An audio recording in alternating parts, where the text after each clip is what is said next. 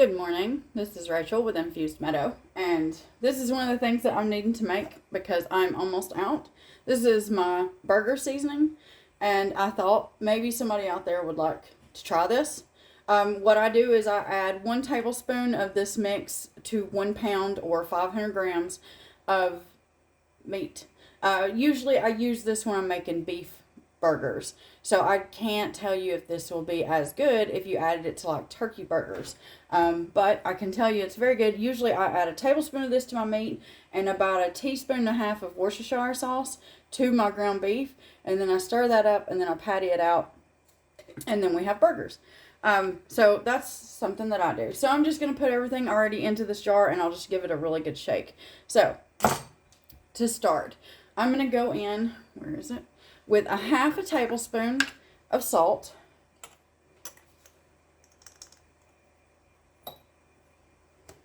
I did not do heaping, but yeah. We're going to do 2 teaspoons of paprika. Now on this, I do heap it.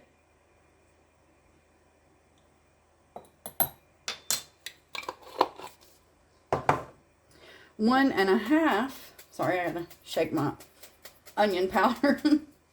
1 1/2 teaspoons. So let's do the half first of onion powder.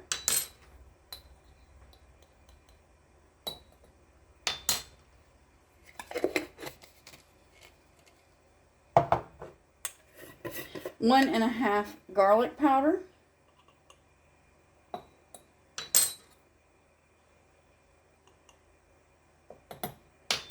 Remember, if you're making your own, give it a good shake before you use it because it will clump. It's just what it does. We're going to do a half teaspoon of black pepper. Now, I grind mine and then I just put it into a jar. I also have this so I can freshly grind over like eggs and, you know, certain other things. So I'll put that back. And then I'm going to do 1 teaspoon of your dried mustard powder.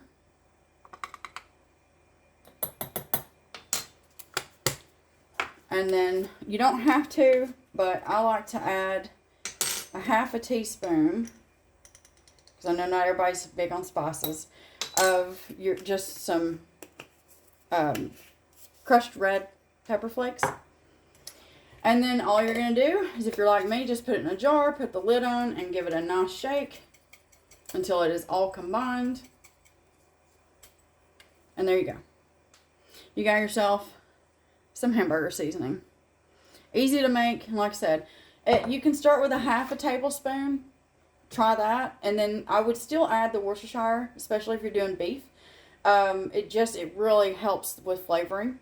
And then just, you know, make yourself some burgers. And if half a tablespoon is not enough, because maybe you can't quite taste any of your seasoning, then go ahead and up that to 1 tablespoon and taste it, you know, when you make your burgers, and then go from there. I like it. I think, you know, a little bit of a spiced burger, a seasoned, we won't call it spiced because there is no cayenne in this, and there's not a lot of black pepper, so it's not going to be too spicy. Your nose should not be running. You should be good to go. But it is really nice. It adds a little bit of extra flavor to your meat, and I think it, you know, really increases. And I also have on my channel, I've done a burger sauce, which I prefer the burger sauce, and I'll tell you why. When you make the burger sauce, you don't have to sit and put your mayonnaise or your mustard or your ketchup on your burger, because that sauce, you don't even have to do onion, because the sauce already has your onion, your mustard, your mayonnaise. It's a really good burger sauce that you can then put on your buns, put your meat on there with your cheese if you like cheese, you know, build it with your lettuce. But you should try it. It's really good on burgers. It's also really good as a French fry dip. It's just my opinion. Anyway, so I hope that this helps in some way, shape, or form. Like I said, it's just a seasoning, one of many that I put together to use. And I figure as I'm doing it, if you're like me and you're trying to make things from scratch at home, then this could be a handy little recipe to have. And if not, then I'm sorry. Hopefully you can find the one out there that you are looking for, if there are others.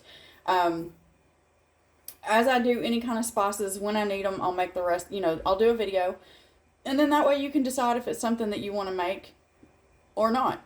Now I can say that in the next few days I will be harvesting parsley, because I have two things coming in nicely right now, and that's parsley and spinach. And so I will be harvesting parsley soon to put that in a dehydrator, so that I have that starting to stock up for this year. I do still have some from last year though, so that's good because a lot of recipes use parsley. And I'm here to tell you, when you make, when you grow your own, you get a nice flavor over what you buy at the store, which either has no flavor or in some cases an odd off flavor. Whereas what you grow at home, you get to pick which type you want to grow. And the flavor profile is completely different. Just like with anything else that you grow, you dehydrate, it's completely different, which will completely change, your recipes, or in my case, my recipes, based off of everything here I've either grown in the garden. Well, most everything I've got, I've grown. Everything I use right here, I've grown. Except for the red pepper flakes. I didn't quite get enough peppers in last year, but I was able to buy up my own peppers, and then dehydrate those and that's how, I did that. So if you've got a local farmer's market or an Amish store, they are really good about having a lot of different peppers and all kinds of stuff that you can buy, usually at a fairly decent price. So, always check there, and you can always get whatever you need and then just dehydrate it and then turn it into a powder or a coarse grind or a chop grind, whatever it is you're looking for. And then you can make all of these yourself. Sorry, I think there's a low-flying helicopter outside. Anyway, you can grind all these yourself, and then you would be amazed at the flavor difference when you're actually using your own homegrown or even from a local farmer, and you're dehydrating it and then turn that into a seasoning.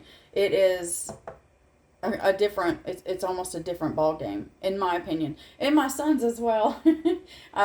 He recently got some dehydrated garlic powder from my mom.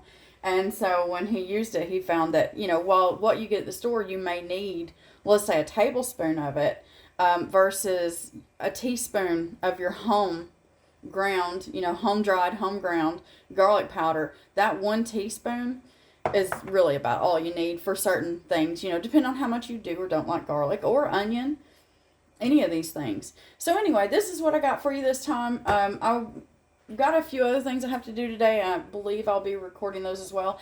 But I'll just go ahead and tell you, I do know that I will be putting the tzatziki, aka cucumber dip recipe, back up that video. I've had some people ask. It is on the channel, so you can search infused meadow tzatziki, and if you can't spell tzatziki, cucumber dip, because that's in the South, some restaurants will call it cucumber dip, others call it the tzatziki sauce. So I've put it up as tzatziki, aka cucumber dip. But anyway, I'll be reposting that video today. For anyone that's looking for that is a very good recipe. It is absolutely delicious. It's nice and smooth, and the lemon that I use in it doesn't go.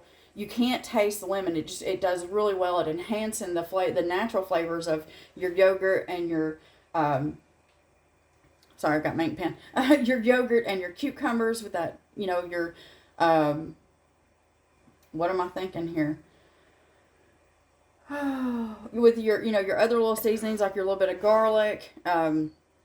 You'll make a garlic oil. Anyway, I'll be reposting that just because I've had a couple of questions in my, TikTok private messages.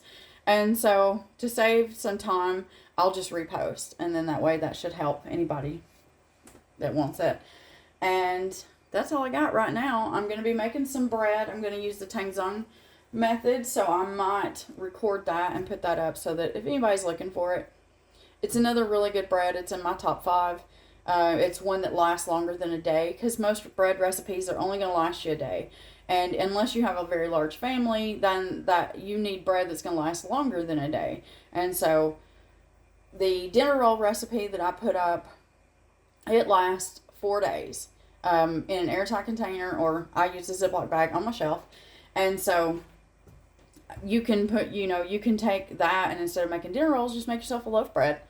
You'll just adjust your time, your cooking time. That's all. But anyway, that's what I got right now. I'm just rambling. All right. I hope that, if you're at all interested, that you make this. Hope you love it, if not like it. And if not, then I hope you find the recipe that's right for you out there somewhere. And as always, have yourself a wonderful day.